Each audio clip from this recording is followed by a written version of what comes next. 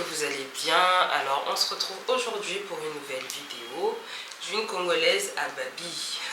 Je vais vous raconter comment je me suis installée à Abidjan en Côte d'Ivoire et je vais répondre à des questions qu'on m'a souvent posées à chaque fois qu'on sait que je suis une Congolaise qui habitait en France et qui s'est retrouvée en Côte d'Ivoire.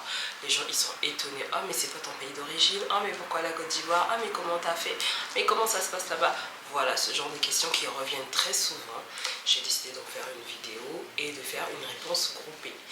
Donc, sans plus tarder, je vais commencer.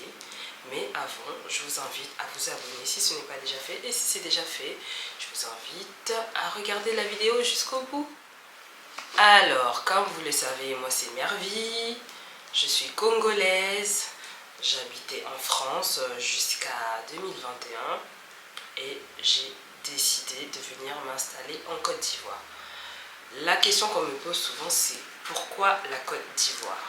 Pourquoi Abidjan alors que tu n'es pas une Abidjanaise, tu n'es pas une Ivoirienne? Et bien tout simplement parce que j'avais envie, enfin, on a le droit d'avoir envie d'aller dans un autre pays qui n'est pas le nôtre. Voilà, de la même manière dont je suis allée en France, aux États-Unis, en Angleterre, mais j'avais envie de venir en Côte d'Ivoire. Donc voilà, c'est vrai que là c'est différent des vacances parce que le fait d'y vivre c'est complètement autre chose que des courts séjours, mais j'avais envie sincèrement au fond de moi de vivre une expérience différente. En fait au fond de moi je voulais toujours depuis des années retourner en Afrique, mais pas forcément dans mon pays d'origine en fait.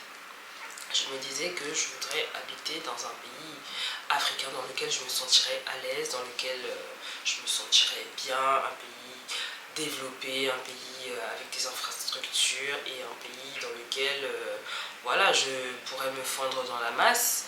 Et j'avais 3 pays en tête. J'avais le Sénégal, le Ghana et la Côte d'Ivoire. C'était dans mon top 3 des pays dans lesquels je me voyais vivre autre que le Congo qui est mon pays d'origine. Du coup, je suis allée au Sénégal en vacances pendant 2 semaines. J'ai beaucoup aimé, j'ai adoré le Sénégal. En tout cas, j'étais qu'à Dakar, mais j'ai vraiment apprécié. Ensuite, j'ai visité Accra. J'ai beaucoup aimé Accra. Je me voyais bien vivre là-bas. Et finalement, je suis venue en Côte d'Ivoire en 2020. Avant le Covid, j'ai passé de superbes vacances et j'avais toujours ça dans ma tête, il faut que je parte m'installer en Afrique. Et en 2021, j'ai sauté le pas. Par élimination, comment j'ai choisi? Je me suis dit Dakar, ça va être un petit peu chaud de s'intégrer parce que je ne parle pas Wolof et on me verra toujours comme une étrangère. En fait, ça sautera aux yeux, ça sera flagrant en fait que je ne suis pas une locale du fait de la barrière de la langue. C'est vrai qu'il y a beaucoup d'étrangers là-bas, c'est vrai que tout le monde ne parle peut-être pas Wolof, mais pour moi, c'était un élément important. Je me disais que voilà, ça allait être trop flag, alors que moi je voulais vraiment vivre ma petite vie tranquille comme une locale sans trop attirer l'attention. Du coup pour moi Dakar c'était pas trop ça côté immersion. Et Accra, ce qui m'a fait fuir à Accra, c'est le fait de payer les loyers 1 an à l'avance. Franchement, non, je suis pas habituée, j'avais pas le budget pour me prendre un appartement et payer 1 an à l'avance. Et comment ça se passe si au bout de 3 mois je n'aime pas? Comment ça se passe si les voisins sont chiants? Comment ça se passe s'il y a des problèmes? Non, je ne voulais pas prendre ce risque-là. Prendre 1 an à l'avance, j'étais déjà allée là-bas pendant les vacances. J'avais ma cousine qui était là-bas, mais au moment où je voulais m'installer, elle n'y était plus. Donc c'était pas comme si j'avais un pied à terre pour atterrir et avoir le temps de chercher, voir ce qui me plairait. Non, j'avais pas cette option-là. Donc du coup, je me suis dit, Accra, éliminé. Et du coup, il me restait la Côte d'Ivoire, Abidjan, où j'avais déjà été en vacances et ça s'était super bien passé. Je me suis dit, go pour la Côte d'Ivoire, go pour les éléphants, go pour Abidjan. Je vais poser mes valises là-bas. Donc, en 2021, j'ai emballé toutes mes affaires, j'ai donné mon préavis, j'ai décidé que je quittais mon appartement et tout. J'ai heureusement mis certaines affaires dans des conteneurs parce que ici en Côte d'Ivoire je trouve que tout ce qui est électroménager, tout ce qui est mobilier en général c'est cher. déjà c'est cher et en plus la qualité n'est pas si top que ça. Donc le fait d'avoir ramené mes affaires, c'était vraiment une des meilleures choses que j'ai faites. Et si j'avais un conseil à donner à des gens qui veulent venir, si vous en avez les moyens, ramenez vos trucs de l'extérieur, de l'étranger. Parce qu'il y a un truc que j'ai compris, il y a des choses comme par exemple l'électroménager qu'on fabrique spécialement pour l'Afrique, qui ont une obsolescence très courte, un temps vraiment très réduit comparé à ceux qu'on fabrique pour l'Europe. Donc les produits qui sont faits ici sont de moindre qualité que ceux qui sont en Europe. Donc voilà, j'ai ramené mes affaires, j'ai mis dans un conteneur. Il y a quelqu'un qui est passé chez moi, qui a tout récupéré, qui a ramené par bateau et ensuite on est venu me livrer ça. Donc voilà un peu comment j'ai fait pour ramener mes affaires ici. Mais avant tout, quand j'ai quitté mon appartement, je suis arrivée ici en avion, évidemment, pas avec mes affaires dans le conteneur. Je suis arrivée, j'étais logée quelque part chez des connaissances. J'étais censée y rester le temps de trouver mon appartement, mais finalement, la personne avec qui j'avais parlé n'était pas la seule décisionnaire de l'appartement que j'occupais. En fait, c'était un bureau, un local dans lequel il y avait plusieurs chambres. C'était en fait un appartement qu'une entreprise avait loué et ils occupaient ça comme des locaux, mais il y avait une chambre qui était aménagée pour pouvoir recevoir des gens. Et donc comme il y avait deux patrons, moi j'avais causé avec l'un et l'autre n'était peut-être pas au courant, mais en tout cas il me connaît. Et quand je suis arrivée, celui avec qui j'avais discuté m'a remis les clés et lui ce soir-là il repartait en France, donc on s'est croisés à l'aéroport. Il m'a remis la clé, il m'a dit tu vas à l'appart et tout, voilà, tu te mets bien et le temps que tu trouves ton appartement, vas-y, tu te mets à l'aise. Je suis arrivée un vendredi soir et j'y suis restée jusqu'à peut-être mardi, jusqu'à ce que l'autre proprio me dise que je ne pourrais pas rester jusqu'à Las Caras parce que eux ils doivent recevoir quelqu'un dimanche, donc il faut que samedi je sois partie. Donc imaginez un peu le stress dans lequel je me suis retrouvée.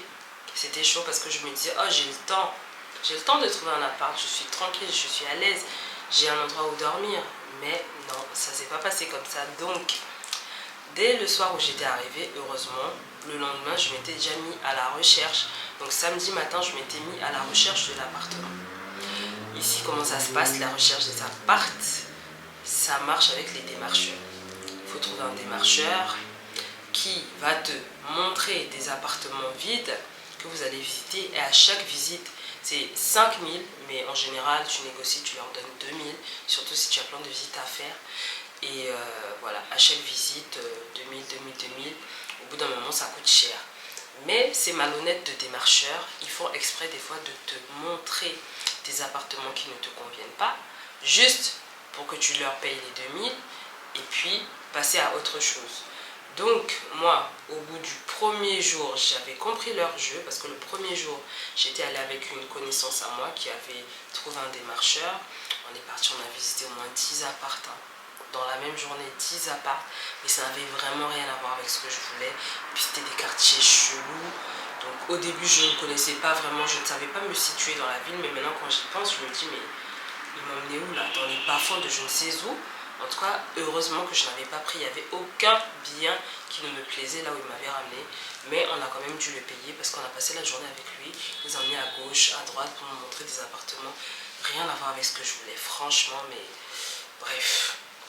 Donc le lendemain, j'avais déjà pris mes marques. Voilà, je suis arrivée vendredi soir. Samedi, j'ai commencé à faire les visites. Dimanche, je suis sortie toute seule pour aller chercher dans les alentours s'il n'y avait pas des immeubles qui feraient des locations.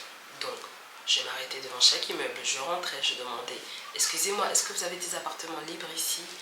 Non, il n'y en a pas. Oui, il y en a, vous pouvez jeter un œil. Et voilà, je faisais comme ça. Mardi, mercredi, et c'est là où non, mardi soir. Lundi d'abord, j'ai refait la même chose. Mardi soir, c'est là où on m'annonce qu'en fait, il faut que je parte et que je ne pourrais pas rester voilà, jusqu'au bout, jusqu'à ce que je trouve l'appart néanmoins. Et là, j'étais vraiment prise de stress. Et dans mes démarches, j'ai rencontré quelqu'un, enfin un jeune homme, qui m'a proposé de m'aider à chercher l'appartement. C'était aussi un démarcheur. Il travaillait pour une agence immobilière. Mais lui, par contre, il m'a fait payer juste un forfait de 10 000, je crois. J'avais payé 10 000. Et on a visité plein d'appartements. À chaque fois qu'il avait quelque chose, il m'appelait, je le rejoignais pour aller voir.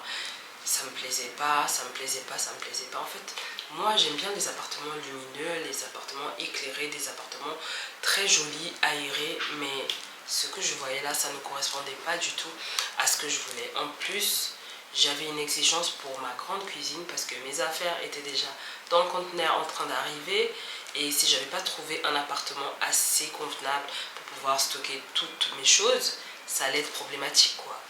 Donc, ce que j'ai fait, c'est que j'ai décidé de ne pas prendre d'appart dans la précipitation, même si j'étais dans le rush. Mais j'ai décidé quand même de sélectionner quelque chose qui m'irait, qui me conviendrait quoi. Donc quand j'ai appris que je devais partir, vraiment j'étais stressée. Mais j'ai continué à chercher. Donc tôt le matin, je sortais dès 6 heures, je faisais le tour. Faut pas, je vais m'étouffer. Faut pas, je vais m'étouffer. Je parle trop vite. Tellement vite que je n'ai même pas le temps d'avaler ma salive, de respirer. Merde. Enfin, on continue. Donc, j'étais là, je faisais des visites d'appartements tous les jours. Vraiment, quand je dis tous les jours, c'est tous les jours. Du matin au soir, je partais visiter, soit avec le jeune là que j'avais rencontré, soit par moi-même. Je marchais et j'ai marché dans Abidjan là, j'ai marché pour chercher l'appartement qui allait être mon coup de cœur. Et à part les marches que je faisais, je regardais aussi dans les groupes, dans les annonces qu'on mettait. Je partais aussi visiter, j'appelais les gens là qui mettaient les annonces. Je partais voir si c'était bon. Une fois, je suis arrivée dans un appartement et il était pas mal, il était joli. C'était dans un coin là qu'on appelle Palmeraie Complexe. Je suis arrivée là-bas et j'étais quand même séduite par l'appartement. C'était bien, c'était tranquille, le budget c'était pas mal. Et voilà, quand j'ai décidé de prendre l'appartement, on m'a renvoyé à l'agence immobilière. Et arrivé là-bas, comme j'avais un petit peu de doute sur la zone, parce que je connais pas trop bien la zone, et j'avais entendu dire que cette zone-là, quand il pleut, c'est dégâts. Donc j'arrive à l'agence immobilière, j'étais prête à signer, mais je leur pose une question, là, je demande à la dame, je dis, mais là-bas, là, la zone est comment quand il pleut est-ce que c'est vrai que c'est pas une bonne zone? Et là, la dame, elle me dit, ah ben moi je sais pas, hein, moi j'habite pas là-bas. Et là, j'ai senti la douche, je me suis dit, mais madame, vous proposez un bien, et puis vous me dites que vous savez pas parce que vous habitez pas là-bas. C'est que, et en lit sous roche, j'ai lâché l'affaire. Et j'ai rencontré un autre là, un autre démarcheur qui m'a proposé une maison vers la Riviera Pharmacie du Bonheur. Je suis allée là-bas, je sais pas pourquoi, mais mon esprit n'était pas en adéquation avec cet appart. Je ne sais pas comment expliquer. Mais je suis arrivée, j'ai kiffé. C'était bien placé, c'était vraiment joli. Mais genre, finition de construction. Genre, il y avait encore des trucs à mettre. Ils me disent non, dès que tu donnes ta caution là, ça va être bouclé dans 2 jours et tout. J'étais un peu réticente, mais comme j'étais dans le rush, je me suis dit bon, ok, je vais prendre. J'ai dit ok, j'ai pas d'argent sur moi, je vais aller changer les euros que j'ai et puis je reviens. Quand je suis allée changer l'argent, j'avais même plus envie de revenir. Je me suis dit c'est chelou quand même, pourquoi j'ai pas envie de repartir? Le gars il m'appelle, il me stresse et tout. Il me dit reviens voir l'appartement, je suis sûre que ça va te plaire. Peut-être que là t'avais vu comme ça, t'étais pressé. Reviens voir encore une deuxième fois. Je pars, je regarde l'appartement. L'appartement, il était bien en soi, mais je sais pas pourquoi il y avait un truc qui faisait que j'avais pas envie de donner mon argent.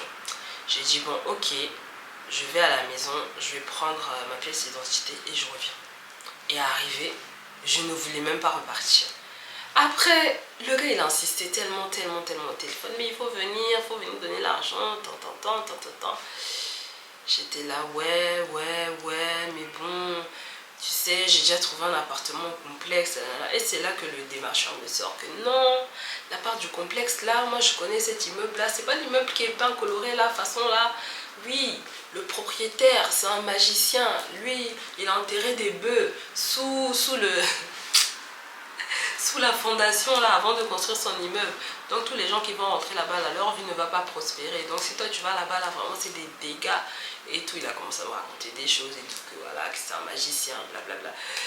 J'ai dit ok, d'accord, ok, bon, je verrai si je viens. Et finalement je ne suis plus jamais partie. J'ai continué à faire mes recherches jusqu'à ce que je tombe un matin sur un appartement que j'avais déjà vu en ligne. En fait, peut-être 2 jours avant, j'avais vu ça en ligne et j'avais contacté la personne qui avait mis l'annonce. La personne me disait qu'elle était propriétaire de cet appartement qui se situait voilà, à la Palmeraie et que je pouvais passer visiter. Et comme j'étais déjà très méfiante par rapport à ce qu'on m'avait dit, on m'a dit oui, il faut faire attention, il y a des gens qui vont se faire passer pour des proprios, qui vont te donner des clés alors que c'est même pas eux. Quand j'ai vu la photo du gars, je me dis, là, il est trop jeune, hein. Est-ce que c'est lui le propriétaire? Est-ce que c'est vraiment lui? Est-ce qu'il va pas m'arnaquer? J'ai dit non, j'y vais pas parce que lui là, je suis sûre que c'est pas le propriétaire. Sa tête jeune là, je suis sûre que l'appartement là n'est pas à lui, donc j'ai laissé. J'ai laissé et comme je continue à chercher et tout, dans mes balades, le matin là, quand mon démarcheur m'a appelé, il m'a dit qu'il faut qu'on aille chercher les apparts et tout dans telle zone. On a commencé à marcher, on est rentré partout, dans tous les immeubles qu'on voyait. On rentrait jusqu'à... On est arrivé devant le fameux immeuble, on a vu, il y avait une petite pancarte, c'était marqué à louer. Donc à louer là, direct on a vu, on est rentré, on a demandé des informations. On dit, ah le patron il est à son bureau et tout, voilà, vous pouvez le contacter et tout et vous allez le voir. Donc on va au bureau du monsieur, j'arrive et je me rends compte que en fait c'est le monsieur que j'avais vu sur Facebook là, en fait c'est vraiment lui le propriétaire, ah ouais, purée. Donc il me donne sa pièce d'identité pour me rassurer et du coup je prends, je lui donne la mienne aussi, on signe le papier, le contrat direct, je dis bah voilà j'ai l'argent, je veux rentrer aujourd'hui même parce que figurez-vous qu'on était samedi, le jour où j'étais censée partir. Et c'est ce même samedi matin que j'ai trouvé mon appartement. Et j'étais tellement contente, j'ai dit Dieu merci, franchement Dieu était trop avec moi parce que je ne savais pas où j'allais partir, je ne savais pas comment j'allais faire. Franchement, j'étais dans un stress incroyable durant toute la semaine. Toute ma semaine de recherche, là, c'était stress. Donc, là, ce samedi matin, là, je suis venue, j'ai visité l'appart. Ça m'a plu. Et j'avais aussi ma grande cuisine que je voulais parce que je me disais mes affaires qui vont arriver, il faut bien que je puisse les stocker quelque part. Donc il y avait la grande cuisine, il y avait des balcons du côté de la cuisine, du côté du salon, du côté de la chambre. J'étais complètement heureuse. Je me suis dit non, celui-là je le prends. Et j'ai signé, le gars il m'a donné les clés le jour même. Donc finalement j'étais très sereine et je suis allée récupérer mes affaires pour amener dans mon nouvel appart. Donc c'est comme ça que j'ai eu mon appartement à Abidjan. J'étais très soulagée parce que j'avais enfin un chez moi. Parce qu'il faut savoir que quand je devais arriver, j'avais déjà commencé à discuter avec une fille en France. On était censé prendre un appart ensemble en colocation. Finalement on ne l'a pas fait parce qu'il y a eu des petits bisbis et donc j'étais un petit peu dans la merde quoi, il fallait vraiment que je trouve un truc. Et là quand j'ai trouvé mon truc à moi, oh là là, mais quel soulagement, quel bonheur, quelle joie. Donc on va dire que c'est un petit peu comme ça que j'ai eu mon appartement à Abidjan. C'est comme ça que ça s'est passé, des recherches sur place, des marchages, des annonces Facebook et puis voilà. Et ouais, c'est tout, hein. C'est tout ce que je peux dire sur le logement.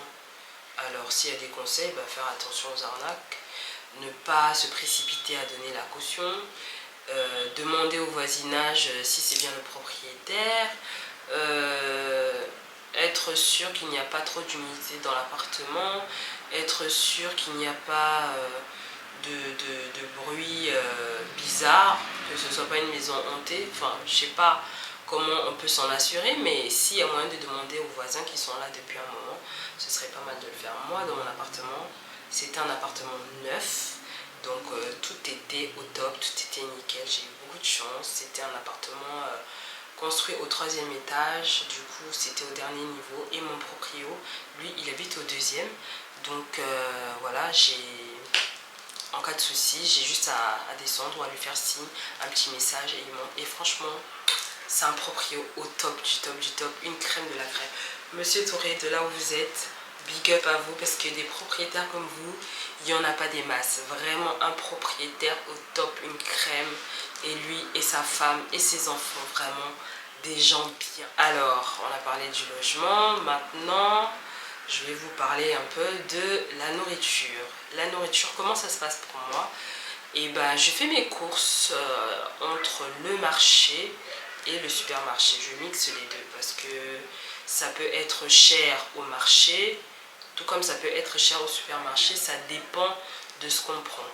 Mais il y a des choses que je préfère prendre au supermarché par rapport au marché parce que je trouve que des fois ces femmes-là, elles abusent.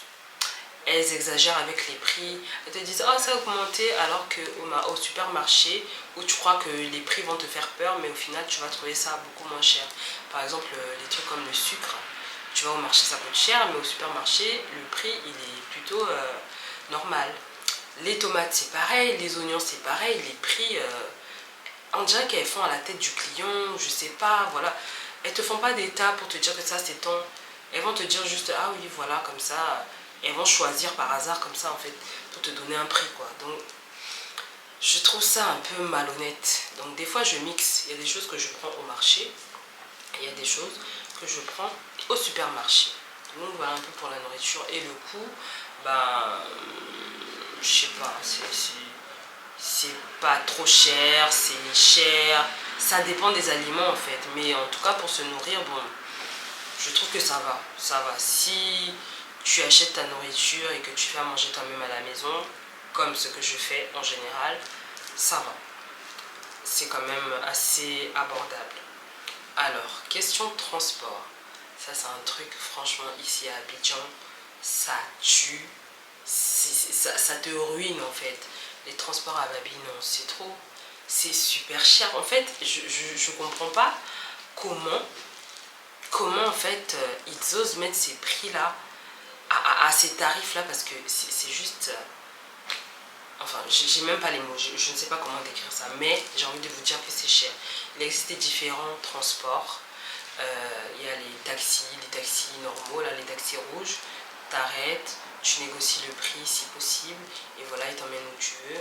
Ou alors tu as les VTC, il y a Uber, il y a Hitch, il y a Yango, le Uber local, voilà, qui vient te chercher à l'endroit et qui te dépose à l'endroit. Le petit souci, le petit bémol, c'est que tout n'est pas très bien cartographié, donc souvent il faut avoir des repères et puis pouvoir indiquer. Ensuite, il y a les Woro, les Waren, les taxis communaux. On est à 4 dedans, une personne devant et 3 personnes derrière. Et puis voilà, il fait le tour de la commune et il descend les gens à l'endroit où il veut. Par exemple, tu peux le prendre et dire ah non, je vais descendre là-bas, vers la chiche, vers le marché, vers machin et tout. Et voilà, le taxi, il a une trajectoire et après, il dépose les gens là où ils veulent descendre. Donc voilà, ça c'est les moyens de transport que j'utilise de temps à autre, mais je suis plus Yango, Uber que taxi qu'on arrête dans la rue parce que je trouve que Yango c'est plus safe du fait que j'ai l'immatriculation et qu'on a le nom du chauffeur et tout. Et les Waren, je les prends quand je veux aller quelque part qui n'est pas très loin ou quand je veux aller au marché, bah voilà, je peux prendre un Waren vite fait, il me dépose devant l'endroit et puis ça va quoi. Après il y a aussi les bus, mais les bus, ceux-là je les ai jamais pris, les bus de la Sotra, parce que je les vois tout le temps bondés. Et ils sont tout le temps full, je sais pas les gens ils rentrent quand et ils descendent quand. À chaque fois que je les vois passer, ils sont toujours, je sais pas d'où sortent ces gens, mais ils sont toujours serrés dedans comme des sardines. Du coup je n'ai jamais pris et je ne sais pas comment ça fonctionne. Donc je sais pas si j'ai oublié d'autres moyens de transport. Ah si, je pense il y a des navettes bateaux aussi qui vont de l'autre côté là-bas à Yopougon. Mais ça, je n'ai jamais pris depuis que je suis ici. Franchement, je n'ai jamais pris de navettes fluviales pour aller d'un côté à un autre. Mais je sais que ça existe. Donc voilà un peu les transports à Abidjan. Alors côté loisirs, il y a pas mal de choses à faire. Surtout quand on est touriste ou alors qu'on vient d'arriver. Il y a plein de choses à découvrir. Il y a des musées, il y a des galeries d'art, il y a le zoo, il y a les plages, il y a quoi d'autre, des jolis restaurants pour manger de différentes saveurs. Mais le problème avec les restaurants, c'est que je trouve qu'on met plus d'efforts dans la déco que dans le goût. Après, je dis pas que c'est pas bon, hein, mais il y a beaucoup de restaurants qui sont très hype, qui sont très cotés parce qu'ils sont instagrammables. Donc les gens ils vont plus pour faire des photos que pour manger. Et des fois quand on mange, le goût n'est pas au rendez-vous quoi. Donc voilà un peu. Mais sinon il y a des endroits, il y a plein d'endroits pour manger des différentes saveurs. Tu peux manger indien ici, tu peux manger chinois, tu peux manger vietnamien, tu peux manger éthiopien, tu peux manger local, tu peux manger antillais. Il y a presque tous les restos, hein. Tu peux manger congolais, il y a tous les restaurants ici. Donc franchement, côté manger là, ça manque pas. Il y en a beaucoup. Et ben, ça fait partie des loisirs aussi. Après, il y a des activités organisées, des excursions. On peut faire de la poterie, on peut faire de la peinture. C'est des petites activités comme ça qui sont organisées par des groupes, des pages sur Facebook, voilà, des gens. J'entends souvent parler de la pierre colorée. Je ne suis jamais allée là-bas, mais ils font de la peinture ou alors des groupes où ils font de la poterie. Ça a l'air pas mal, ça a l'air super sympa. Mais personnellement, je n'y ai jamais assisté. Et je sais que ça existe quand même. Donc voilà, côté activité, il y en a. Même pour ceux qui veulent aller faire du karting, il y a du karting à faire ici à Abidjan. Des parcs d'attractions pour des enfants, il y en a. Enfin, des endroits où ils peuvent jouer, avec de la piscine, avec de l'eau et tout, machin. Il y a pas mal de trucs pour les enfants. Voilà, pour s'égayer un peu. Donc côté loisirs, je trouve que c'est quand même assez fourni. Pour les gens qui habitent ici, il n'y a pas vraiment de quoi s'ennuyer quoi. Et sauf si tu n'as pas l'argent. Parce que si tu n'as pas l'argent, il ne faut même pas imaginer aller dans ces endroits là parce que tu vas très vite te ruiner. Si c'est des sorties que tu veux faire une fois de temps en temps, une fois tous les 2 mois, oui. Mais si c'est quelque chose à faire quotidiennement ou alors tous les week-ends, il faut savoir que l'argent là, ça va très vite s'envoler, hein, très vite même. Là, je vais passer à ce que j'aime et ce que je n'aime pas à Abidjan. Point de vue totalement personnel. Le ressenti personnel. Donc, n'en faites pas une généralité. Ne dites pas, ah, elle a dit ça, ah, elle a dit ça, ah, mais c'est faux, mais c'est pas ça. Je vais parler de ce que moi-même j'ai expérimenté, que je ressens et que je trouve, voilà, qui me plaît ou qui ne me plaît pas. Je vais commencer par ce qui ne me plaît pas, ce qui m'énerve, ce qui me sort par les yeux, ce qui me donne envie de... C'est parti. Donc, ce que je n'aime pas, cette affaire de monnaie là, que les gens aiment garder. Tu vas acheter quelque chose, tes 100 francs restent, tes 200 restent. Ah mais je vais te devoir 200, hein. Ah mais j'ai pas 100 francs. Non, rendez la monnaie des gens. Parce que sinon on n'avait pas 100 francs, sinon on n'avait pas 200 là. Vous n'allez pas nous servir. Donc, pardon, donnez l'argent des gens au complet. Que ce soit dans les magasins, que ce soit chez les chauffeurs, voilà, au marché, partout. Ils aiment pas rendre la monnaie des gens alors que eux là, s'il manque 100 francs là, ils vont pas te servir, hein. Donc vraiment, ça c'est quelque chose qui me fait chier. Et je pense que c'est pas que en Côte d'Ivoire, c'est dans beaucoup de pays africains que ça existe. Ensuite, ce que je n'aime pas en Côte d'Ivoire, je trouve que certaines personnes manquent vraiment de sérieux dans ce qui est professionnel. J'ai eu affaire à des gens, voilà, tout ce qui est service à la personne, tout ce qui est professionnel, voilà. Tu es censé avoir en face de toi quelqu'un qui va te faire un travail, mais qui n'est pas fichu de le faire et qui en plus est insolent, en plus voilà, te parle mal. Ça c'est des choses vraiment qui me dépassent en fait. C'est comme s'ils ne prenaient pas vraiment le travail au sérieux quoi. En tout cas de ceux que j'ai rencontrés, j'ai trouvé que le côté pro, c'était pas trop ça en fait. Beaucoup de nonchalance, beaucoup de retard, beaucoup de manque de professionnalisme, ça m'a beaucoup saoulée en fait. Même côté femme de ménage, avoir une femme de ménage qui va rester, c'est chaud, hein. Elle peut venir, après elle va inventer des raisons, elle va te lâcher au bout de 2-3 semaines, ou alors, enfin je sais pas, c'est trop bizarre. En fait, toutes les personnes que j'ai rencontrées en termes professionnels, la plupart d'entre elles ont manifesté un manque de sérieux, et je ne sais pas, voilà, c'est pas forcément uniquement dans les services, mais même dans la vente de produits, même, enfin, je veux dire dans tout quoi. tout ce qui a trait au professionnel, j'ai trouvé que les gens n'étaient pas assez carrés. Ça, c'est mon propre ressenti et je trouve que c'est un peu dommage. Ça devrait s'améliorer. Alors, il y a un truc aussi qui me fait chier, mais personnellement, oh là là là là là là, c'est le bruit de l'église qu'il y a juste à côté de chez moi. Mais la fanfare qui te chante le matin, le vacarme qui te réveille à 7 heures. Tu vas peut-être passer une journée ou une semaine épuisante, fatigante, mais il y a l'église qui va te réveiller à 7 heures avec un bruit de trompette. C'est quoi ça? Non, vraiment, on peut faire ça, ses voisins. Moi, je trouve que c'est un manque de respect. Franchement, on ne fait pas ça. Parce que dans le quartier, là, il n'y a pas que des chrétiens, en fait. Il y a d'autres communautés aussi. Donc, le fait de chanter très fort le matin, comme ça, de réveiller les gens en sursaut comme ça, mais ça va pas ou quoi? C'est pas normal. Je trouve que c'est pas normal, en fait. Ça, c'est un truc qui m'énerve ici, là. En tout cas, dans mon quartier, ici, où je suis, il y a une église à côté, là, mais vraiment... Je me dis toujours, mais vous pensez qu'en faisant ça, là, vous allez vraiment donner envie aux gens de venir? Parce que vous rêvez des gens de force. Et puis vous pensez qu'on va venir chanter avec vous. Ils chantent ça tellement tous les dimanches que j'ai même leur cantique, leur mélodie dans ma tête. C'est-à-dire que eux, hein, tu vas venir dans leur église by fire, by force. Et si tu ne viens pas, ils mettront leur musique dans la tête. Comme ça, tu sauras qu'ils existent. Non, non, non, non. Je n'aime pas cette colonisation. Ça, c'est vraiment quelque chose qui m'énerve, qui me fait chier. Et je me plains de ça tous les dimanches parce que, voilà, ça me saoule.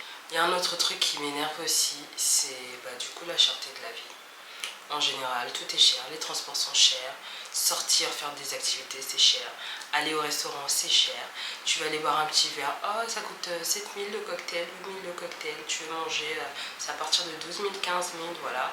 Donc c'est des prix quand même qui font que tu vas pas sortir tous les jours, quoi, ou tous les week-ends. Voilà, donc il faut vraiment avoir un budget conséquent pour aller dans des endroits sympas. Sinon, tu vas dans les petits maquis. Bon, là-bas, c'est pas bien cher, mais c'est pas tout le monde qui a envie d'aller au maquis. Donc voilà, un peu se retrouver dans des bons cadres, ça coûte cher. Se déplacer coûte cher. La vie en général coûte cher. Voilà, ça c'est quelque chose qui me désole un peu sur Abidjan parce que je pense que pour avoir une vie moyenne, assez aisée, personnellement, j'ai estimé qu'il fallait être à environ 1,5 million par mois pour être à l'aise. Personnellement, moi, c'est ce que je pense. Célibataire sans enfant, 1,5 million, voilà, t'es quand même tranquille à Abidjan, tu peux faire un petit peu ce que tu veux. 1,5 million équivaut à peu près à 2 000 € net. Donc si tu as 2 000 € net par mois, je pense que voilà, tu peux être à l'aise, tu peux sortir, tu peux faire des activités, tu peux voir du monde, tu peux aller boire des verres, tu peux aller au ciné, au resto, faire tout ce que tu veux. Je pense que c'est assez raisonnable pour quelqu'un qui vit normalement et qui veut être dans de bonnes conditions. 2 000 €, c'est pas mal. Et maintenant, je vais passer aux choses que j'aime. Alors, les choses que j'aime en Côte d'Ivoire, les choses que j'aime à Abidjan, c'est la nourriture en premier, oui, parce que j'adore manger. Donc ici, je n'ai pas vraiment eu l'occasion de goûter tous les plats ivoiriens, mais j'aime beaucoup tout ce qui est braise, poulet braisé, poisson braisé, accompagné d'attiqué à loco. J'adore. Ensuite, j'aime beaucoup la sauce graine, la sauce aux graines de palme et tout, où on met plein de choses dedans, des crabes, de la viande, des crevettes et tout avec le foutou banane, j'adore, j'aime trop. Ensuite, j'aime bien aussi les escargots sautés. La première fois que j'en mange, c'était ici. J'ai apprécié et j'en cuisine moi-même. J'adore me faire mes escargots sautés avec des oignons. Je trouve ça délicieux. Et quoi d'autre? Qu'est-ce que j'aime bien comme nourriture ivoirienne? Parce que moi, je suis vraiment une fervente défenseuse de la nourriture congolaise, mais en tout cas la nourriture ivoirienne, avec ce que j'ai cité là, vraiment c'est des choses que je peux manger régulièrement sans me lasser. J'adore, j'adore, j'adore. Donc voilà pour ce que j'aime bien en Côte d'Ivoire, la nourriture. Ensuite, les infrastructures, j'aime bien. Je trouve que c'est un pays développé, qui est moderne, qui est assez digitalisé. Voilà, il y a pas mal d'applications qu'on utilise ici. Il y a pas mal de choses en fait qu'on peut faire sans qu'on se sente complètement dépaysé. Et c'est l'une des raisons pour lesquelles j'avais choisi vraiment la Côte d'Ivoire aussi, parce que je trouve qu'il y a pas mal de choses que je faisais en France que je peux faire ici en fait. Par exemple, me commander à manger en ligne, me commander du mobilier en ligne. Par exemple, ma télé, je ne l'avais pas ramenée, mais je l'ai acheté ici sur Jumia, ce qui est une application qui est un peu comme Amazon. Je peux commander plein de trucs dessus. Et donc, je me suis fait livrer ma télé, je me suis fait livrer mon barbecue que j'avais commandé. Donc voilà, ça va quoi. Je trouve que côté digital, côté voilà, technologie, bah, c'est déjà pas mal quoi. Pour la Côte d'Ivoire, pour Abidjan, par rapport à ma propre expérience, le fait qu'il y ait des Yango, des Uber, voilà, ça facilite la vie. Le fait qu'on puisse commander la nourriture en ligne, ça facilite la vie. Le fait que on puisse se faire livrer des choses à la maison, ça facilite la vie. Donc vraiment c'est un côté que j'aime bien, le dynamisme et le développement, voilà. Il y a aussi quelque chose que j'aime beaucoup. Je suis ici à Abidjan et je n'ai pas eu de coupure de courant en 2 ans, pas plus de 10 fois en tout cas. En tout cas même pas 5 fois. Hein. Je ne sais pas si c'est moi qui ai de la chance ou bien si je suis dans une belle zone. Mais en tout cas les affaires de oh non, on a coupé l'électricité, oh il n'y a pas d'eau pendant 2 jours. Je n'ai jamais connu ça et vraiment c'est quelque chose, j'en suis vraiment heureuse. J'en suis vraiment contente parce que c'est quelque chose en fait qui m'aurait fait chier parce que je ne vois pas ma vie sans courant, je ne vois pas ma vie sans internet, je ne vois pas ma vie sans eau quoi, c'est chaud.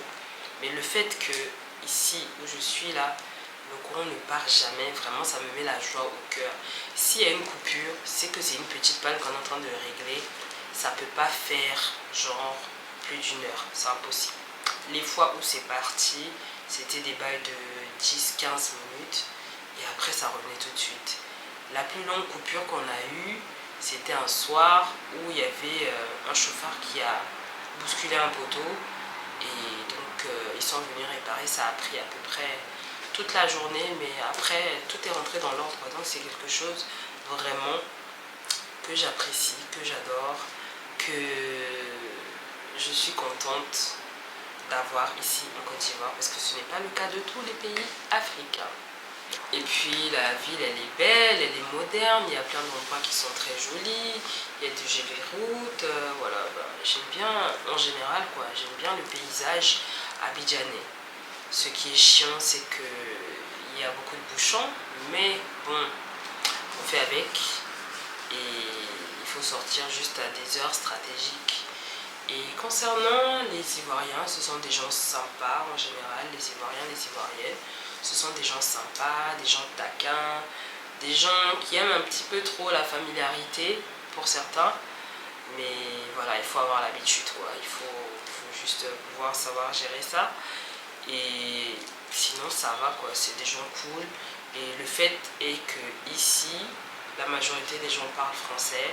Donc ça fait que je me fonds dans la masse. Si je ne dis pas, si je ne précise pas, que je n'ouvre pas ma bouche pour parler avec mon accent, on ne saura pas que je suis pas une locale. En général, même des fois j'essaie de prendre l'accent local, je me fonds complètement bien dans la masse. On ne sait pas que je suis quelqu'un qui vient d'ailleurs. Mais quand je parle avec mon accent normal, bah, on sait que ah, celle-là elle n'habite pas ici, ah, non, machin. Elle n'est pas d'ici, elle n'est pas d'originaire d'ici. Donc voilà. Sinon, à part ça, les Ivoiriens, ils sont en général accueillants et sympathiques et ils aiment bien rigoler. Ça c'est ce que j'ai remarqué. C'est ce que je peux dire des Ivoiriens. Donc voilà, j'ai fini avec ce que j'aime et ce que j'aime pas. Si j'avais un conseil à donner à des personnes qui souhaitent venir s'installer en Côte d'Ivoire ou dans un autre pays africain, bah, n'hésitez pas, faites-le, foncez. De toute façon, si ça vous plaît, vous restez. Si ça ne vous plaît pas, vous partez. Moi, personnellement, je ne sais pas si je vais rester ici toute ma vie. Parce que c'est quelque chose que je voulais faire, je l'ai fait.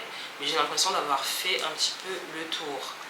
Après, je ne suis pas allée visiter toutes les villes de la Côte d'Ivoire, je ne parle pas dans ce sens-là. Mais le fait de rester à Abidjan, d'avoir vu, d'avoir vécu ici, fait que voilà, je ne sais pas si j'ai pas envie d'aller visiter un autre pays, d'aller rester dans un autre pays, voilà, découvrir autre chose quoi. Ou alors peut-être repartir dans mon propre pays. Je ne sais pas encore, mais je ne pense pas que je vais rester ici indéfiniment. Au bout de 2 ans, je pense que c'est déjà beaucoup et il y a autre chose à voir. Donc je pense que c'est dans un coin de ma tête. J'irai peut-être ailleurs très très bientôt. Donc voilà, voilà. Si vous avez des questions, n'hésitez pas. S'il y a des choses que j'ai oublié de dire et que vous souhaitez compléter, bah, vous pouvez le mettre en commentaire. Et voilà quoi.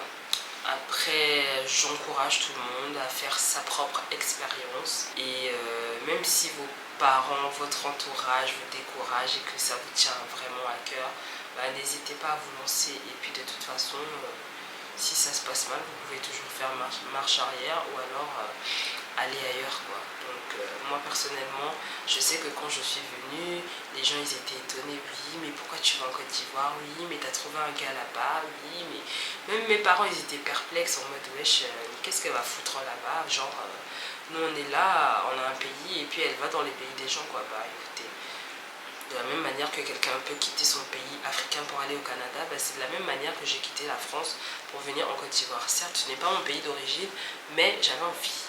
J'avais envie et puis c'est tout. Et je l'ai fait et je suis contente et je suis fière de moi. Et même si je devais partir d'ici un jour, bah, au moins je l'aurais fait. Et ça sera mon expérience personnelle. Et puis voilà quoi.